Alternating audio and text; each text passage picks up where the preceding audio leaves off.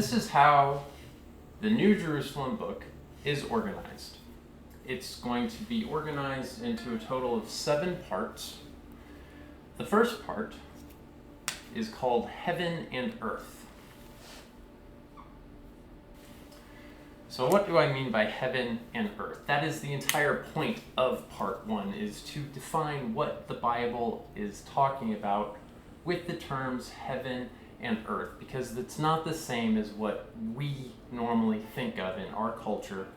And the Bible also has another concept that's rarely talked about called the new heaven and the new earth. So the basics, thesis of our book is that heaven refers to the sky and just kind of that general area above the horizon, and then the earth is the part below the horizon, the dry land that we live on. It's not the whole planet.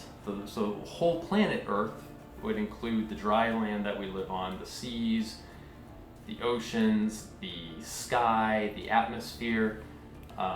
That's not what the Bible's talking about when it says. And then the new heavens and the new earth, the primary perspective that our book is offering is that what is new about these things is actually the perspective that the new heavens are still going to refer to outer space in general, but being on a giant spaceship, we're going to be able to maneuver about in those heavens, and that's what makes them new. And the same thing about the earth. We're going to be arguing that New Jerusalem is the new earth. It's going to be the new dry land upon which we live. So that is the basics of part 1. Part 2 of the book is all about the apocalypse and eschatology. So eschatology is the study of the end times, and so the apocalypse and eschatology section of the book is all about diving deep into what the Bible teaches is going to happen in the future. Generally, this is, apocalypse is considered to be the end of the world, and our book is going to be exploring the idea that the apocalypse is really a new beginning. So in the apocalypse and eschatology section, we're going to be diving into what does the Bible actually say about what happens to our souls when we die. We're going to be arguing against the simplistic idea that our souls either go to heaven or they go to hell. That's a very sloppy summary of what the Bible teaches, and the idea that our souls go to heaven is also not biblical, because that's not what the word heaven means in the Bible.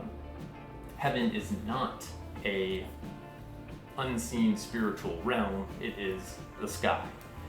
The third section is all about something I'm calling the Ark of Mount Zion. So what do I mean by this?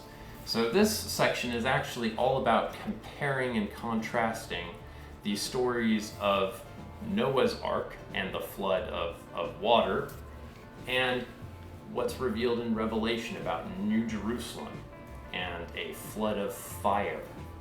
In this section, we'll be describing the theme in the Bible of a dual baptism in water and then in fire, which happens in many places throughout the Bible. We'll be arguing that the earth itself was first baptized in water in the story of Noah's Ark, and that as a response, God provided Noah with instructions to build an ark of wood and pitch, and that just as he was given that command to build the ark to save himself and his family from that earth's baptism in water, that we have also been given the command in Revelation to build a similar sort of ark in New Jerusalem. However, New Jerusalem's not a boat that's going to float on water to survive a water baptism of the earth. New Jerusalem is a spaceship that is not on the surface of planet Earth, and that living there as opposed to living on the surface of Earth is how we survive the fire baptism of the Earth, which is described in Revelation as the entire Earth being destroyed in a variety of ways, most of which involve fire, lava, there's lakes of fire, there's meteors, there's earthquakes, there's volcanoes, just all sorts of stuff, all sorts of fire destruction of the earth is described in Revelation. Part 4 is actually all about the science and engineering aspects of New Jerusalem. So in this section, we'll actually be getting into the calculus, into the physics of how New Jerusalem should be understood as a colossal spaceship, and we start basically from Revelation 21 and the physical dimensions of it, and from there we can deduce a lot of other properties about New Jerusalem. I started here by figuring out that New Jerusalem's physical properties seem to imply it was a spaceship, and from that position I then did a careful study of the rest of the Bible and found all of these other parts of the Bible that are also supportive of this conclusion, so that the whole point of the book is not to argue that from purely a physics standpoint interpreting New Jerusalem as a spaceship makes the most sense, but that from a biblical exegesis standpoint it also makes the most sense that way. Part 5 is all about fulfillment of prophecy. So in this section, we're going to be doing a very thorough analysis of prophecy throughout the whole Bible, starting with Genesis and marching all the way through the Torah, the major and minor prophets, some of the history of Israel, of course, the New Testament Gospels, some of the letters, and especially the book of Revelation. All parts of the Bible have several important prophecies leading up to New Jerusalem and are fulfilled with New Jerusalem specifically. There are many prophecies throughout the Old Testament that without New Jerusalem being interpreted as a giant spaceship just don't make any sense. And this is probably the largest part of the book because there's simply so much material to cover when going through the entire Bible and analyzing prophecy spread throughout it. So that's part 5. Part 6 is all about perfection of Genesis in Revelation. So what do I mean by this? Obviously, Genesis is the first book of the Bible. Revelation is the last book. And in Genesis, we basically have the story of how everything was created. And in Revelation, we have a symmetrical story about how everything is going to end and how everything is going to begin again on the new heavens and the new earth. So there are so many symmetries between Genesis and Revelation that it required its own part to explain in full. For example, in Genesis, we have the idea that the world began as a state of pure waters and pure darkness, and that from the waters and the darkness, the first heaven and the first earth were created. But then in Revelation, we have the idea that the first earth and the first heavens are destroyed and replaced with the new heavens and the new earth. And in the new heavens and the new earth, there's no more seas and no more darkness. And so then in taking it whole, we start with a situation in Genesis where we start with only darkness and only waters, and we end up in a situation in Revelation with neither waters nor darkness.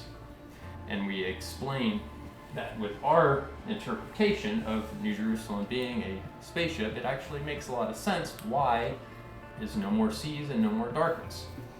We'll get into all of that in part 6. Then the final part of the book is in exploring opposing perspectives. We'll be exploring other Christian interpretations of what New Jerusalem is, and we'll be criticizing them heavily and pointing out all of the flaws and the prophecies that they don't address, the things that don't make any sense, contrasting it with our interpretation of what New Jerusalem is to demonstrate why it's superior. Also be exploring some non-Christian perspectives on where our civilization is going. For example, most futuristic ideas envision humanity leaving planet Earth, but also settling on some other planet, like terraforming Mars or terraforming Venus or something like that, or finding another habitable planet in a different solar system and settling there. However, New Jerusalem is a far better solution because New Jerusalem isn't a planet. It's like an artificially optimized planet. It's a much more controlled environment, and there's actually a lot more habitable area in New Jerusalem than there would be on the surface of a planet. So we'll be exploring all sorts of opposing perspectives in part 7. And that is generally how the entire book is organized into these 7 sections: heaven and earth, to describe exactly what the Bible means with these concept of heaven and earth and the creation of new heavens and creation of new earth. Again, we'll be exploring apocalypse and eschatology. This is the careful review of the biblical narrative of what it actually teaches is happening in the end times. We'll be exploring and contrasting the Noah's Ark to the Ark of Mount Zion. Part 4 is all about the science and engineering of New Jerusalem to demonstrate that its size and specifications really are optimized for a spaceship and nothing else. Part 5, again, is the fulfillment of prophecy, not just of some prophecy in Revelation or a couple passages here and there in the Old Testament, but there is hundreds of prophecies distributed throughout the whole Bible supporting our interpretation of New Jerusalem as a giant spaceship. Part 6, again, is exploring the symmetry and perfection of Genesis in Revelation. Everything started in Genesis is finished in Revelation. Everything that was good in Genesis is made perfect in Revelation. And everything that still existed that was evil in Genesis is utterly destroyed in Revelation. And then again, part 7, we're just going to be contrasting our interpretation with several other popular interpretations of what New Jerusalem is. That's it. That's the organization of the New Jerusalem book. Thank you.